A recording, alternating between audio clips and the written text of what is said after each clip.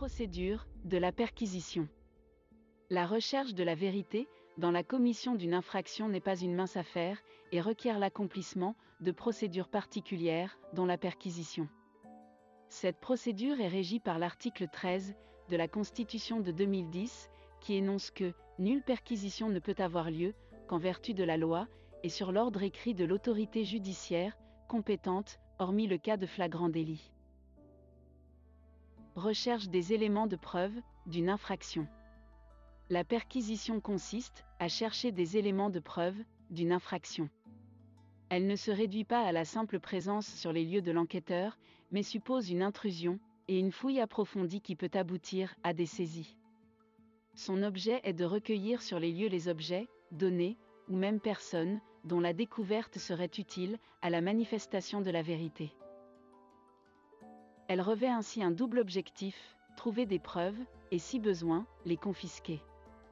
Elle peut se faire au domicile du ou des suspects, ainsi qu'au domicile des éventuels complices ou receleurs, ainsi que dans tout local, pouvant receler des indices, suivant les investigations menées par l'officier de police judiciaire, OPJ, bureau, entrepôt, ou hangar, hôtel, etc.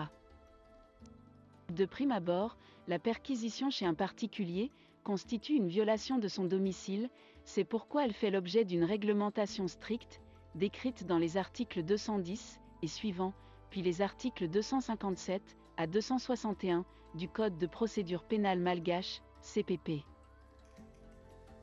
Autorisation écrite expresse d'une autorité judiciaire. Sauf en cas de flagrant délit, la perquisition nécessite une autorisation écrite expresse d'une autorité judiciaire, c'est le mandat de perquisition. Il est délivré par le procureur de la République ou un de ses substituts, ou par le juge d'instruction. Le mandat de perquisition contient des renseignements, tels que le nom du ou des suspects, l'adresse, où la perquisition est autorisée, la date à laquelle elle sera effectuée, l'infraction en lien avec les preuves recherchées.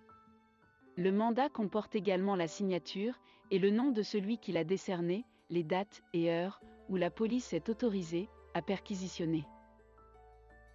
En pratique, c'est l'OPJ qui se charge de la perquisition, car il a l'attribution de chercher les preuves d'une infraction et d'en trouver les auteurs.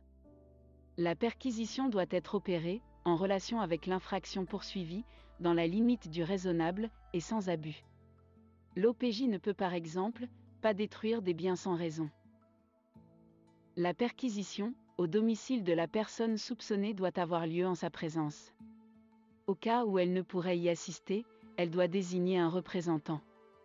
Le cas échéant, le juge d'instruction, ou l'OPJ choisit deux témoins, pris en dehors des personnes qui relèvent de leur autorité, article 211, du CPP. Si la fouille a lieu au domicile d'un autre individu, que l'inculpé, il est invité à y assister. Au cas où il ne le peut pas, la perquisition est effectuée devant deux parents ou alliés, ou à défaut, devant deux témoins. Horaires légaux pour la perquisition. La perquisition doit être effectuée entre 5h du matin et 19h du soir. Si elle a commencé avant 19h, elle peut être poursuivie jusqu'à son achèvement. Toutefois, dans le cadre d'une enquête préliminaire ou d'une information pour crime ou délit contre la sûreté de l'État, elle peut se faire à toute heure du jour et de la nuit. Les pièces à conviction saisies au cours de la perquisition sont immédiatement placées sous scellé et inventoriées. Le déroulement de la perquisition est consigné, au fur et à mesure, dans un procès-verbal quel que soit son résultat. La présence d'un défenseur, durant l'opération, doit y être mentionnée. L'étude d'un avocat, lieu inviolable, ne peut être perquisitionnée. La perquisition obéit à d'autres règles de procédure, dans certains cas. Ainsi, l'étude d'un avocat, lieu inviolable, ne peut être perquisitionnée qu'en présence du bâtonnier, ou celui-ci dûment convoqué.